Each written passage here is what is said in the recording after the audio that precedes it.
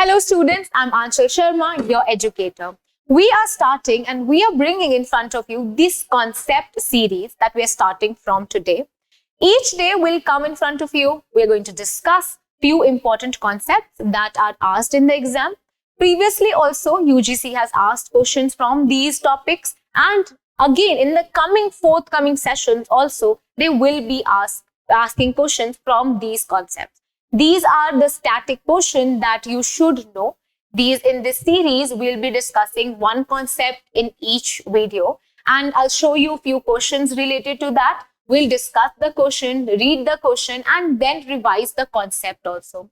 It is going to help you to solve the question, and of course, it is going to give you the edge over other students because you will be revising these concepts daily.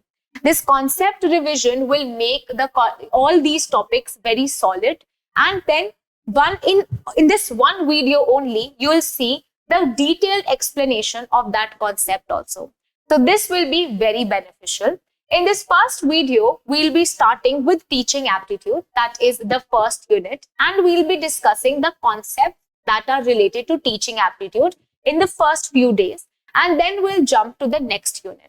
So in this video, today we're going to discuss about the cognitive load theory. So in the previous year examination, they have asked questions related to the cognitive load theory. In this video, we'll study in detail what is this cognitive load theory. We'll start with this diagram. So this is the diagram of cognitive load theory. This is your brain. There are about 3 types of loads that we'll be studying in this video. We'll be studying about the intrinsic load, or you can say intrinsic cognitive load. Then we'll study about the extraneous load, that is the extraneous cognitive load. Then we'll study about the germane cognitive load, right? Let us see the question. What was asked in the previous examination? Identify the types of cognitive load that make demands during the learning. Is it intrinsic? Is it gestalt? Is it extraneous? Is it extinction?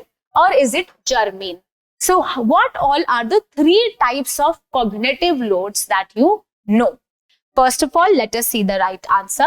The right answer is option 3, that is A, C and E are the right answer. A, C and E. So first of all, you should know that gestalt is not a load that we have in our mind. That's very different. We have 3 loads that we'll be studying in this video. That is intrinsic, it is extraneous, and it is germane. So we know that C is the right answer. Now let us study about these loads. So we all know that our mind has a basic capability of storing information. After a particular point of time, your brain stops to work, and you cannot store much information in it after that. So what you have to do? You have to make schemas. These schemas are the process through which you will learn and register the information in your mind. These schemas will help you remember the information for a longer period of time. So whenever there is information that is coming towards you, your brain, having this limited capability, can store some of the information, but for a very limited duration of time. This is called as the working memory. This is the memory that you will store at the front of your brain. But what will happen? There will definitely be some overload because the information will keep on increasing. When the information will increase, you will start to forget the information. So why is it so important to remember the information? To remember this information, first of all, you have to put this working memory to the long-term memory. This long-term memory is at the back side of your brain. So to remember the things, you have to attach the old schemas, the old knowledge with the new schemas, make some relation and remember it. This will then become your long-term memory. So your working memory, when placed at the back side, by again and again revising it, that will be what? It will be converted into your long-term memory. So what is cognitive load? So cognitive load is referred to as the amount of information that our working memory capacity can hold at a time. So this is the amount of information that you can store in your mind. Sweller, who is the psychologist, he started to talk about this cognitive load, and he said that our memory is very limited. Therefore, instructional procedures need to avoid all kinds of overloading.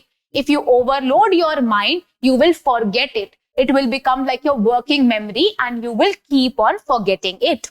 So therefore, instructional procedures need to avoid overloading it with the activities that do not directly enhance the learning. He says that the teacher needs to teach in such a manner that only the knowledge that is needed is given and not overloading is done. Cognitive load is typically increasing, or it is increased when the unnecessary demands are imposed on the learner, making the task of processing the information overtly complex. If you make it overtly complex, the child will keep on forgetting. So give as much information as that is needed and do not overload the mind of the person. Such demands include the unnecessary distractions of the class and the inadequate methods used by the teachers to educate the students about the subject. Take an example. We are studying about teaching aptitude, and rather than giving just one example, I start to give you thousands of different examples. Use for an easy topic, I am using different methods of teaching. What will happen? Here, your load will increase. As such, the topic was also difficult and it was important for you to register it to your long-term memory, but I'm overloading it with the extra information. So this will make your studying process or your remembering process more tedious. When the cognitive load is managed well, the students are able to learn new skills easier than all the skills that they'll be forgetting. So it is easier and the cognitive load will not interfere. And this will create what? This will create new memories and new information in the minds of the students. So the human memory is divided into two parts. It should be clear that there is the long-term memory and the working memory. Working memory is stored at the front of your brain and it is a short-term memory. So you can forget it. So you don't have to overload your short-term memory. And your long-term memory is stored at the back side and it is remembered for a longer period of time. Processing the new information leads to cognitive load. So on the working memory, you have a cognitive load. If again and again pressure is placed, then you forget the things, which may influence the learning outcomes. Content knowledge is stored in the form of schemas and they become your long-term memory. So there are different kinds of loads. First is intrinsic load. Intrinsic load, this type of cognitive load refers to the demand made of a learner by the intrinsic capacity of the information being learned.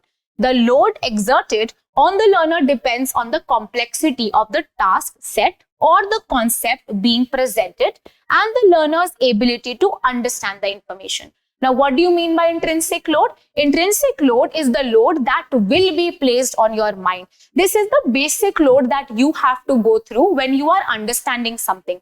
When the new concept comes, there will be an intrinsic load attached with it. That is your intrinsic load. It's a task, it's a concept, it's a set of concepts that you will learn. The intrinsic nature of such cognitive load makes it difficult to eliminate it. You will always find it difficult when there is a new activity, like solving a complex equation, but you have to understand it. That's an intrinsic load. It becomes more challenging, and gradually when you keep on doing it, it will become easy.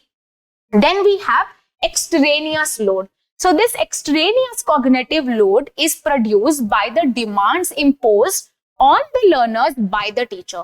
So what if you are giving a lot of examples and because of that example, the students connect the dots and now what is happening? They are forgetting the main information and example is what they are thinking about. This is what these are extraneous load that has to be attempted to be, they have to be neglected so that the child can understand the things better.